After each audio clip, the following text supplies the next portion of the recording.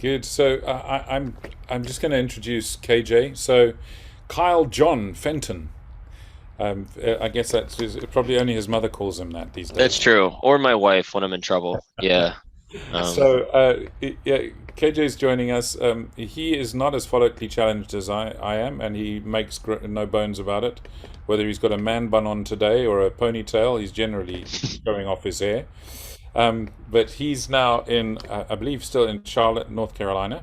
I am. That is correct. Although I don't sound like a Southerner. I'm originally from upstate New York and decided to move away from New York, like most people. And I'm probably not going back. So that's why I'm in Charlotte. Yeah. And so I saw your comment about it. So a fun fact about KJ is that he is a Syracuse Orange. Now, I didn't know, is that, I went and Googled it because I had no clue what you were talking about. hmm Only to see that so I want to know, were you actually into the athletics or were you the mascot? So we actually were considered athletes by this school because they probably liked the mascots because their athletes were, I don't want to say dumb on a call, but hey, y'all are dumb. You guys didn't pass your classes. You guys would go for 2 years and then just leave. So they used us to boost the GPA. So I think that's probably why, because the cheerleaders were also considered athletics. So I was considered a D1 athlete, but I would just consider us to just be mascots, to be honest with you. But we did have some cool access. Like we used to go to Manly, like where the all the athletes get to go train and go get tutoring classes and so on and so forth. We had access to that, so it was really cool. Totally took advantage of it, but we didn't Yeah. need to be. So, without much further ado, so KJ obviously represents UiPath, and we've gotten to know each other a bit over these last few days, and actually previously. It's always good to hear him talk. I'd like to obviously ask you to talk to us, KJ, about robotic process automation and give us a bit of a demo if you have the opportunity. I do, yeah. And actually, I want to connect it to Jim's presentation. So, what was shocking, and I'll show how I think we can actually connect the dots a little bit using the graph example, but I'll get there here in a little bit. So, robotic process automation stands for RPA. It's super simple. It's putting a software robot on your machine, virtual machine, etc., to handle if then else logic tasks. Okay. Now you might think, oh, that's mundane, that's tedious. I know Python, I know SQL. That's great, right? That's awesome. Sometimes it's a lot easier to leverage a user interface as well. Screen scraping back in 2005. Now I hear what you're saying. That's coordinate based, so on and so forth. What we did is we developed a proprietary technology, which is our computer vision that we built into our product to virtually interact with any application better than any other application in the market outside of building a backend integration. We can prove that. Right. And we've done it consistently. If you look at third-party reports, they put us in the top in terms of ability to execute. We're all usually there with vision. We get guys like Microsoft and Pega kind of taking our thunder, so on and so forth. But we're right there, right, in terms of the vision. But number one, in ability to execute, which is super important. Why does that matter? Well, at the end of the day, backend integrations take time. Everyone understands that. So if you need a stopgap or something there, it's great. Dan and I were on a chat yesterday and said it's kind of like industry grade Gorilla Glue. And it's true, right? We can be the connector until you build that backend integration, which everyone is there. But every single house in America has duct tape, right? I'm sure probably across the world there's some fashion of hoisting things together. We're industry grade duct tape, if you want to think of it that way. So desktop macros, we're not limited to specific applications. We can do that. And as you can see, we started that. And then around 2018 into 2019, we started expanding outside of the automation bubble, so to speak, where we were mining processes, we were finding ways to engage with users, which I do kind of want to show you here as well. And then getting to the point where we can build application interfaces, start mining processes, so on and so forth. In summary, if you know the if then else logic, I 100% say you can automate it. The question then becomes why. That's my basis around RPA on that. I did want to show you just a quick demo running something in Oracle and then connect it to Jim's presentation because I think it's pretty cool to connect the dots between like really graph and RPA because there's not really a connection within the graph technology itself, but I think we can use it to augment both the inputs and the output actions we can take. So anything you want to add there, Roger? Or otherwise, I think I can just show some stuff and talk to it. Yeah. That sounds really cool. I know that you had talked in the abstract about some of the historic reasons for getting to where we are, but Mhm. I think what you've just described is really interesting. I'll mute myself and stop my camera so you can have the limelight, my friend. Okay, cool, awesome. Yeah. Just Oh yeah, go share ahead. your screen, KJ. It should be Yeah, I will. fast. Yep, totally will. Yep. Go and share. I'm gonna kill that. Go screen 2. Awesome. So what you're looking at here, I'm just going to run a quick example. I was presented this from another, Oracle group. What they wanted to do is just perform an export of active users in Oracle EBS. So what you can do is build a workflow, right? You're using Fenton's logic. I'm going to do this purely on the user interface. So I had no backend integration, nothing. And I just said, okay, show me the process manually how someone does it. And then this is what the output looked like here. So what you can do, this is UiPath Assistant. This is the GUI for the robot agent, and it follows the same process. And I promise I'm not typing in this. It's doing it on its own. But it's following the if then else logic. Log in. Oh, hit the wrong one. Hit run. I'm just cheating on that. Sorry, apologize there. But to that point, right, it's following the same steps that you had before that a user would be running accordingly. So that's essentially what's happening. Oh, did this break? Oh, you gotta love when you run a live demo, don't you? Cool, let's try that again.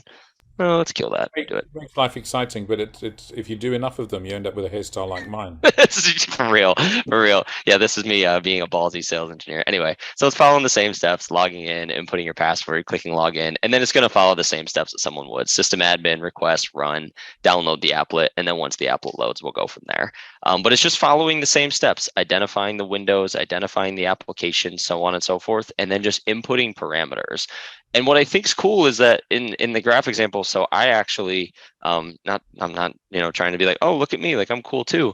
But I actually worked in anti-money laundering as a consultant for almost 2 years, and in the trenches of that, so to speak, where it's like, okay, like let's actually study some of these accounts. And I was actually reviewing high risk accounts. So when he was talking about the layering example with I think it was Judy Ruliani. I love the nameplay there.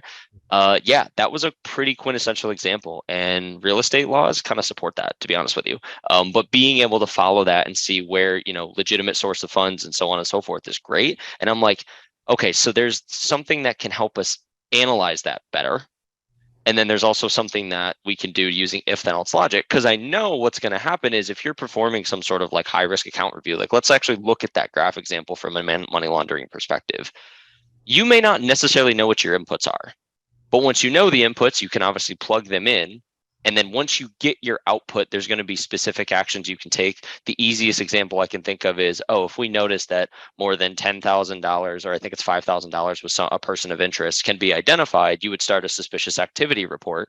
And once you fill out that report, you could fill out a canned thing. That's going to be a manual process. But I'm willing to bet portions of that could be automated. So is there a way that we can leverage RPA to use that, maybe even the graph technology, send an API call or send a SQL call to go get our outputs back, and then based on our output take an action? Now that's possible, and now we're connecting those dots. So what I was thinking is, what if we could present a user with like a form? Let me minimize that real quick. So this is our designer tool where you build workflows, and then based on the outputs, right, or the inputs rather, send the command to the graph example. And then based on what you saw, be like, we saw 2 transactions by this date range. This is probably something we need to take a look at. Let's file a SAR for that report. You could have a robot go start that for you and then send a notification for you to finish that out. And I guarantee if you've ever done that process before, it takes like 40 minutes to do that thing, when in reality, you're just doing a bunch of triaging that a robot can do for you on the back end. And I had talked about this to banks forever, and I couldn't ever get it to stick because they didn't get it. So I'm trying to work some solutions to do it. So here's what I'm thinking. Get the inputs. Now do all of your stuff to pass the stuff to the technology that already exists, get your output, and just write some if statements and just do some things, right? We all know that. So what it looks like is, just running a quick example. I'm performing sorry, let me delete that real quick. So just sitting right here, let me present a user with something, be presented a form, and I'm just thinking, let's get the outputs to help a specialist review and make their work. So customer name, high risk LLC, customer type is a business, right? You can choose obviously all of this, and this is all built using our technology as well. Pretty cool. 0011111111, just to get our business example. Address, we'll call it 1 Main Street, Florida. USA, right? Product types, you could just choose cash, ACH, account type, etc.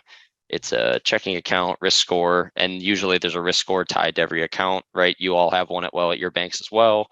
Number of SARs filed were 5, date of last SAR, choose a SAR, list goes on and on, but it's all just if then else things based on parameters you would need to pass in. And then we'll just say they had 10 alerts.